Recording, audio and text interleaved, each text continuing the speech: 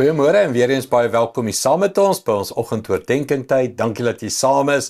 Ons is besig met 'n rowwe week en 'n half al, van broosheid, van wys ons wonde en trauma en PTSD en hoe Jesus sy disippels gesond maak.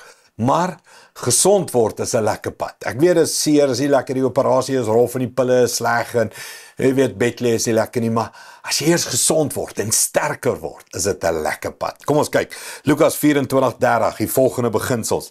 Terwyl hulle saam met hom aan tafel was, het Jesus brood geneem, gedank en dit gebreek en aan hulle gegee. Toe het hy hulle oë oopgemaak en hulle het hom herken. Daarop het hy voor hulle oë verdwyn. Hulle sê toe vir mekaar, was ons hart in die vuur en vlam in ons, toe hy met ons op die pad gepraat, die skrif vir ons geïnterpreteer het nie. Hierdie is die Emmausgangers en hier wys Jesus weer vir ons beginsels van gesond word. Die beginsels was, hy verduidelik aan hulle. Daar's groot nood aan verduideliking. Verstaan jou seer, verstaan jou pyn. Dis wat ek probeer doen hier in 2 weke, okay?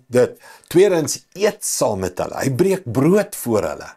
En die belangrikheid van community, hierdie twee het weggestap uit community, uit weg van die groep af, en Jesus stap agter hulle aan en gaan breek brood saam met hulle, eet saam met hulle, en probeer vir hulle weer intrek in community, en hulle hardloop terug, tussen hakies, hulle hardloop terug, en gaan terug Jerusalem toe na hierdie event. En derdens, die slim ouens sê, as Jesus sy hande uitgesteek het om die brood te breek, het hulle vir die eerste keer sy wonde gesien. So hier's 3 beginsels in hierdie verhaal, iets van verduideliking, iets van broodbreek, iets van agter hulle aanloop, iets van wys jou wonde, is alles beginsels wat deel is van die pad van genesing.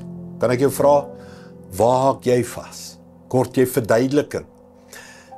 Moet jy weer uit isolasie uitkom, weer begin meng met mense, weer begin kerk toe gaan, weer begin selgroep toe gaan, weer begin putting it out there, weer gaan brood breek saam met mense, of moet jy jou wonde wys en bietjie vulnerable word.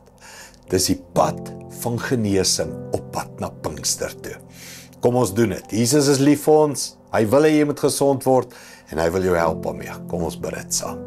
Hemelse Vader, dankie vir hierdie 40 dae tussen Paasfees en Pinkster, tussen die opstanding en die uitstorting van die Heilige Gees. Dis 'n pad van genesing. Dis 'n pad van beter word. Dis 'n pad van dis hoe jy kan sterk wees. Dankie daarvoor, Here. Here, en mag ons hierdie beginsels gebruik. Mag ons verduideliking kry. Mag ons in 'n groep bly. Mag ons saam eet en gesond bly, na onsself kyk. Mag ons, Here, ons wonde deel met mekaar. Dankie daarvoor. Maak ons harte weer vuur en vlam, vol van U. Dankie daarvoor, in Jesus naam. Amen. Dankie liewe vriende, sien jou môre. Trots geborg deur Evergreen Turf.